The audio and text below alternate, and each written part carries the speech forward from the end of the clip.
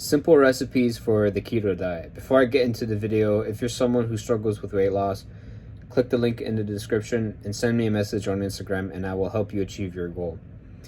So I wanted to make this video because when I first started doing keto, one of the main reasons why I kept failing and being so inconsistent was because of I didn't know what to eat. I had looked into recipes. I bought a book that had a bunch of recipes. I found that book to be really good. It was very informative, but when it came to the recipes, it was a little bit too overwhelming. A lot of the meals required like a good amount of knowledge in cooking, and I don't really have that knowledge.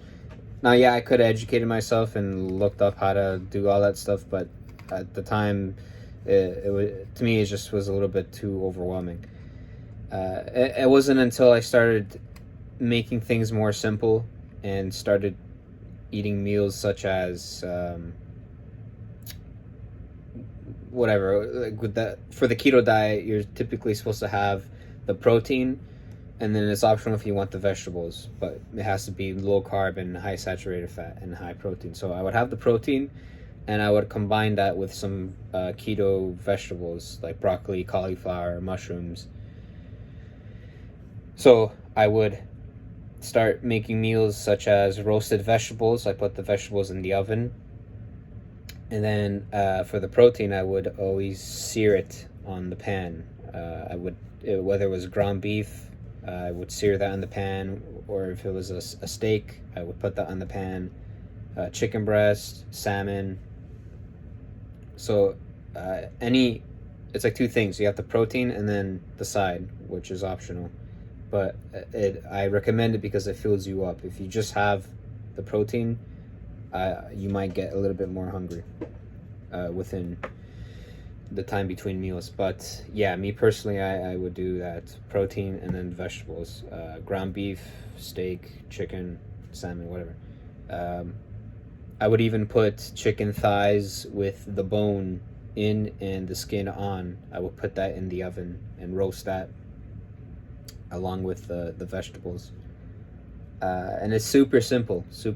For anything that I'm searing on the pan, I would put butter, or depending on the temperature, if I'm using high temperature, I would put ghee, because if you put butter and make it high temperature, the butter will burn. So the ghee can go higher temperatures. I would season the protein with whatever you want. I typically stick to garlic powder, salt, pepper, paprika, but you can do anything as long as it doesn't disrupt your keto diet, because some spices have sugar in them, I believe. And for the vegetables, a similar idea. I chop them up and whatever, and I would put them in like a glass container that can go in the oven. But I would put olive oil. I actually have that right here, my olive oil. I would just put that olive oil in the vegetables, and same spices as whatever you use for your protein, and just mix it up. You can put the oven for 400 degrees or 375 degrees. I can't remember if it's Celsius, if you use the metric system, whatnot, but yeah, 400 degrees Celsius or 375. Leave them in there for 40 minutes to an hour, and that's taken care of. And then the searing part, if it's anything that's not a steak, the searing typically takes like 10 minutes, but if it's a steak, it all depends on how you like your steak. I like my steak rare, so it doesn't take me that long to sear it on the pan, maybe 6 minutes, 3 minutes each side. And that, like everything I've talked about up until now, is typically something I would have for lunch or dinner.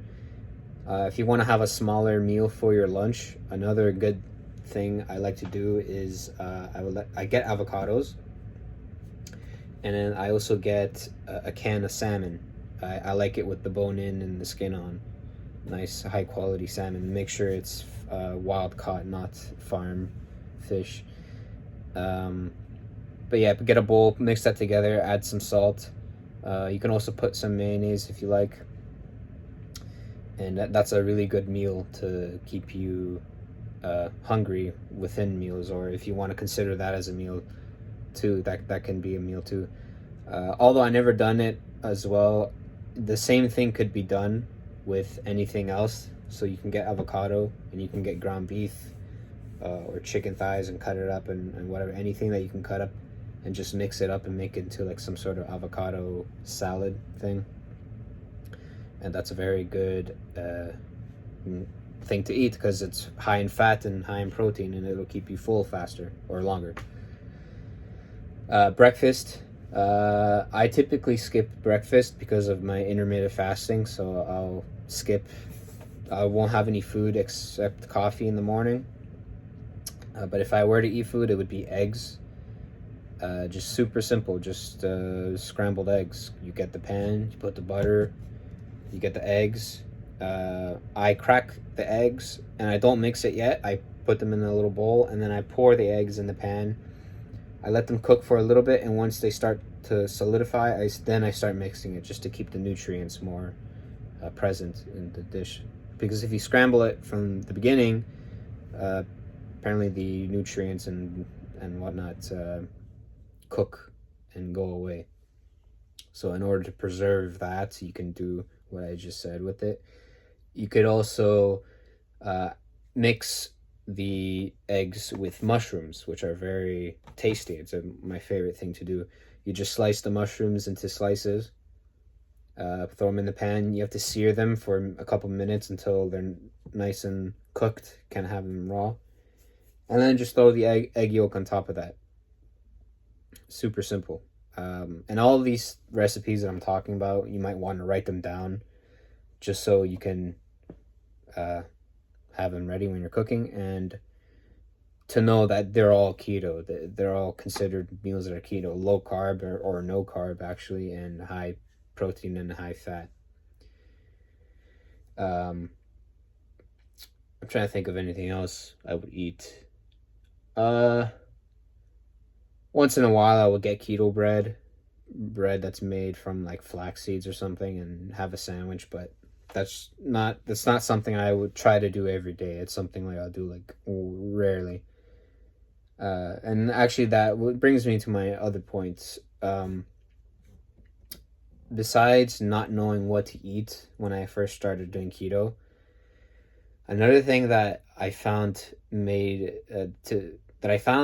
it a little bit harder for me was trying to go in the route of eating these alternative things that were keto. Like, I never had it, but like there's keto pasta or there's keto pizza or whatever. But what I was doing was I was trying to see, oh, what desserts can I have that are keto, or what dish can I have that's keto, such as the keto bread.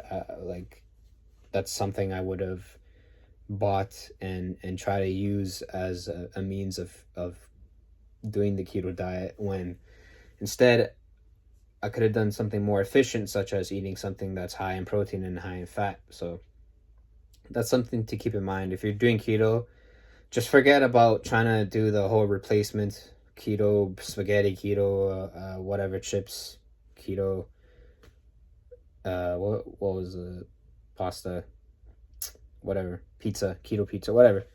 Like, just avoid it. It's unnecessary, because when you're doing keto,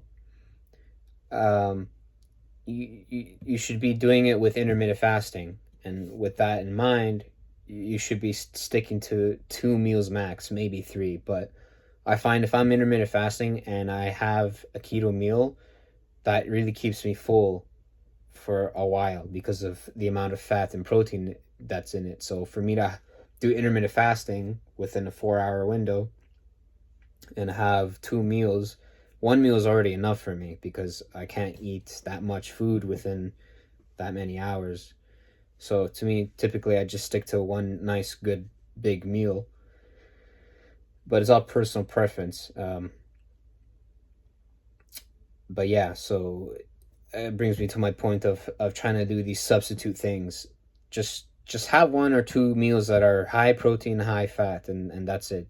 Like, don't worry about like, oh, let's spice things up with this spaghetti keto nonsense. Like, just don't make it complicated for yourself. That's how I kept failing and not being consistent with the keto diet. A few mistakes I made too when I did keto. I first discovered keto when I was in college, so that's when I started attempting to do the keto diet. And what I did was I would get something like chicken breast or a piece of steak, and then the night before my class I would cook it, and then I would leave it for tomorrow. I would leave it in a container or whatever, and I'll take it to school. And then from what I can remember, I don't think I would have food the entire day. And then when it came time to eating, I would eat whatever I packed, the chicken breast or the steak. And then because I wasn't accustomed to fasting or intermittent fasting or I get whatever it is, I didn't have the discipline to do it, whatever. Even after eating whatever I cooked, I was immediately hungry. It wasn't satisfying. And even just like if it was chicken breast, it was pretty hard to eat because it was so dry. So just eating that chicken breast alone, I think I would cook too. It was pretty rough. But same for the steak. It didn't keep me full. I guess because I was on keto, who knows? But my point is, it didn't keep me full, and then I was so hungry that I couldn't take it anymore, and then I resorted to buying something that was available to me, which was most of the time junk food or something that wasn't keto. So that's another thing to keep in mind.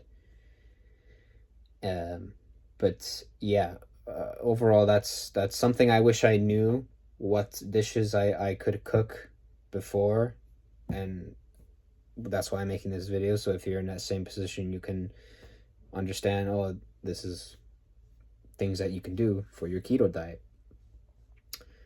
But yeah, I'm trying to think of anything else to add, but I don't think so. Well, yeah, if you made it into this far into the video, I thank you so much for watching.